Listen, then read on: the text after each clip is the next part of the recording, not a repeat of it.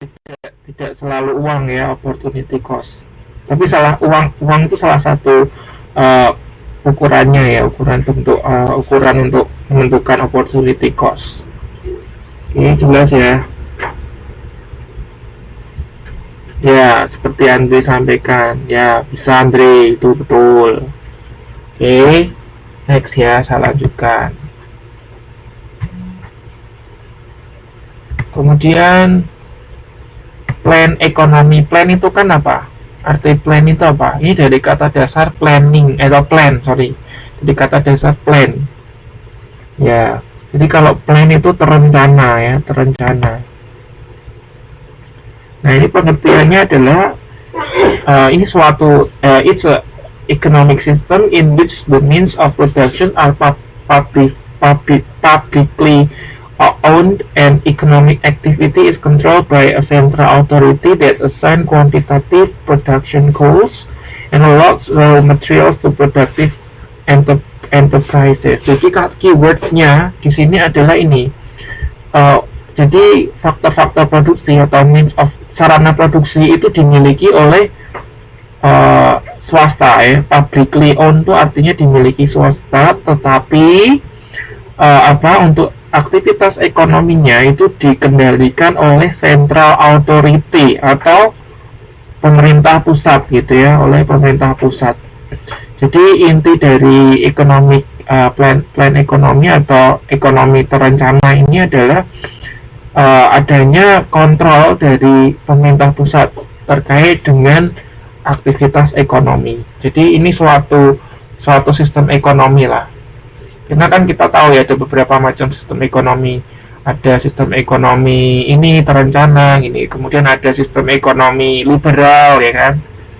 Nah, kalau sistem ekonomi terencana ini atau plan ekonomi ini biasa biasanya loh ya, diimplementasikan di negara-negara komunis ya, di mana negara-negara komunis itu kan menganut politik yang sentral ya, yang sentralis. Jadi segala sesuatu itu pemerintah yang pegang gitu ya, yang pegang aturan. Untuk negara mana yang pakai itu, setahu saya dulu itu China ya. China menggunakan plan ekonomi. Tapi sepertinya sejak tahun 80-an gitu ya, China sudah membuat mengganti sistem ekonominya menjadi sistem ekonomi terbuka ya, sistem ekonomi terbuka atau liberal itu. Jadi sekarang kita lihat dengan menggunakan sistem ekonomi terbuka, pertumbuhan ekonomi di Cina sudah luar biasa baik sekali ya dibandingkan plan ekonomi yang dulu pernah dipakai juga. Sepertinya Korea Utara pasti pakai plan ekonomi deh ya. Sepertinya, tapi saya kurang begitu tahu. Oke, jelas ya. Jadi ini terkait sistem ekonomi yang dikendalikan oleh pemerintah. Kemudian price system, sistem harga. It's any economic system that affects its distribution of goods and services with prices. Ini artinya apa? Ini kalau kita terjemahkan Indonesia adalah sistem harga. Jadi intinya bahwa harga itu yang kemudian mengatur pendistribusian barang dan jasa. Jadi barang dan jasa itu kemudian ditentukan atau diatur oleh harga gitu ya. Jadi harga di sini memainkan peran yang penting dalam ini distribusi barang dan jasa. Ini juga boleh dikatakan sebuah sistem ekonomi juga ya, sebuah sistem ekonomi. This is called any economic system. Jadi intinya adalah sebuah sistem yang dikendalikan oleh harga, seperti itu ya. Saya lanjutkan.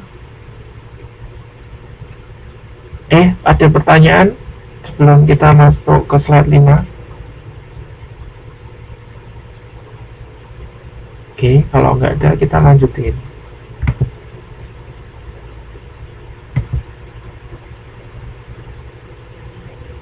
Oke, kuasi rent. Rent itu adalah sewa ya, sewa. Kuasi itu apa ya tadi ya, saya lupa. Kuasi itu kalau nggak salah tadi apa ya?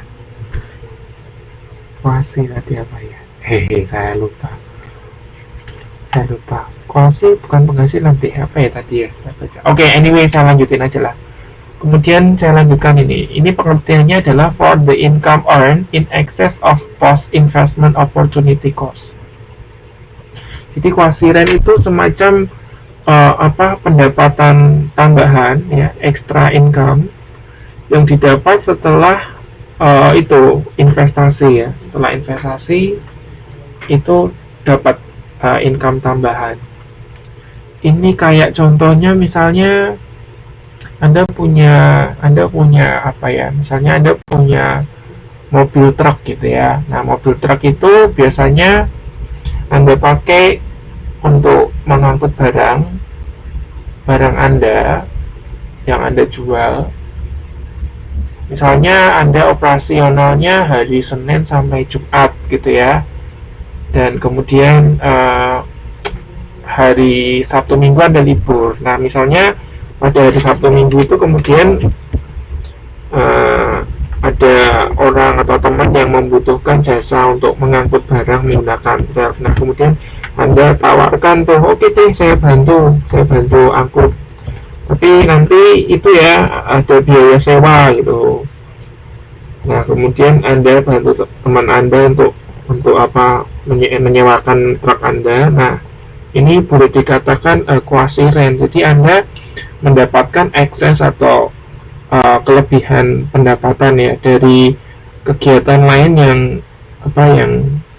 yang bukan inti lah ya, bukan berpura-pura membantu. Jadi intinya seperti itu. Pokoknya intinya adalah pendapatan ekstra lah yang Anda dapatkan dari kegiatan yang sebetulnya bukan inti dari usaha Anda gitu.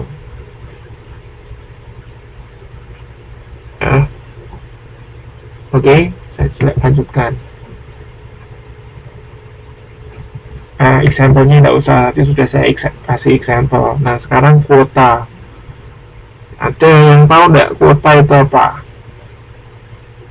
Kuota ini juga sering dipakai dalam dunia politiknya. Ya, dunia politik itu sering dikatakan kuota gitu kan. Kuota DPRD atau kuota DPP atau kuota apa gitu ya, sering dipakai ini untuk kuota. Tapi di ekonomi juga ada istilah kuota ya, dipakai juga dalam istilah ekonomi. Oke, saya baca ini. In international trade, government impose limit on the quantity or in exceptional cases the value of the goods or services that may be exported or imported over a specified period of time. Artinya apa? Artinya kuota itu sebagai salah satu usaha atau action yang dilakukan oleh government untuk memberikan limit atau pembatasan ya terhadap kuantitas barang atau jasa yang diekspor maupun yang diimpor. Nah, kemudian kalau kita kaitkan dengan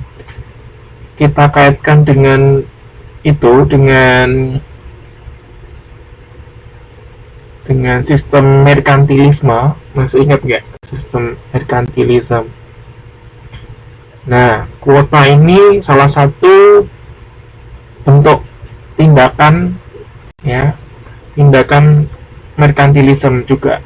Jadi merkantilisme itu kan jadi memperkaya, artinya kan memperkaya negara dengan cara memperbesar ekspor, mengurangi impor gitu ya.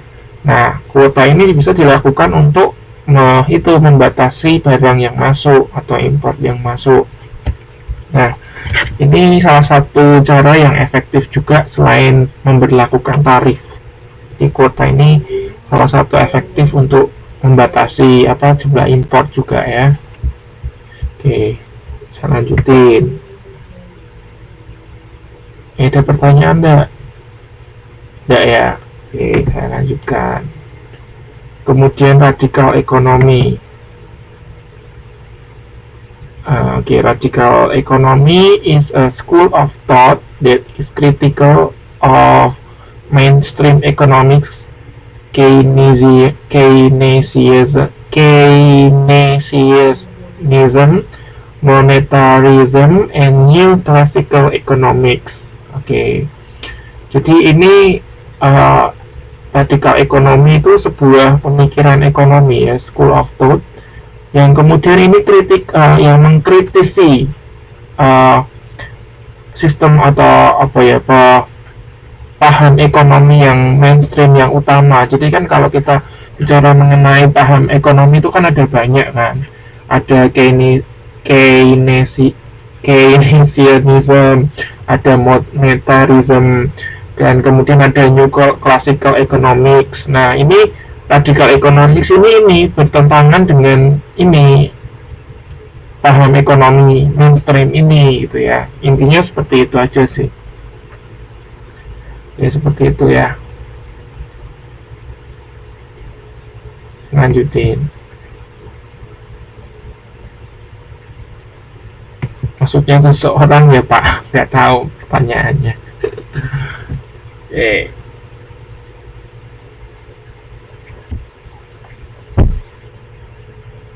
Kalau ada pertanyaan di skip dulu ya.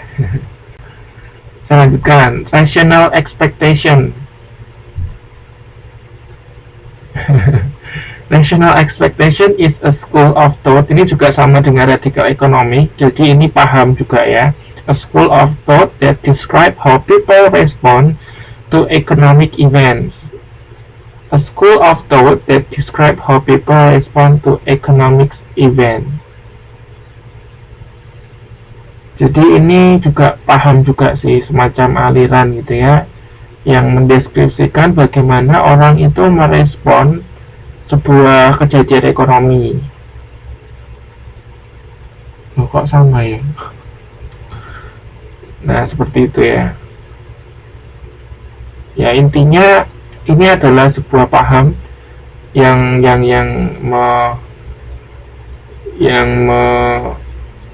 mendeskripsikan atau menggambarkan bagaimana orang meresponi sebuah kejadian ekonomi. Ya, sebuah teori lah, boleh dikatakan seperti itu. Ya, sebuah teori. Nah, recession, ada yang pernah dengar recession nggak? Atau kalau di Indonesia ini tuh resesi. Ada yang tahu nggak resesi itu apa?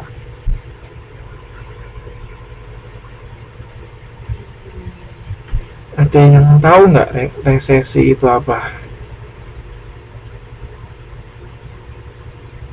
Nggak ada perkembangan, apalagi dimanipulasi, apalagi belum tahu. Oke, saya kasih tahu. Oke, recession is in economics a downward trend in the business cycle characterized by a decline in production and employment. In turn causes the incomes and spending of household to decline. Jadi ini adalah pengertiannya adalah penurunan, gitu ya, penurunan tren ekonomi yang kemudian ini mempengaruhi penurunan produksi dan tenaga kerja. Nah, kemudian efek lanjutannya adalah ini menyebabkan penurunan income dan belanja rumah tangga. Jadi resesi itu suatu keadaan di mana perkembangan ekonomi itu turun atau decline. Nah, kemudian ini menyebabkan penurunan produksi dan tenaga kerja, sehingga efeknya adalah penurunan pendapatan dan belanja rumah tangga. Seperti itu ya. Resesi itu suatu keadaan yang tidak baik lah, intinya seperti itu.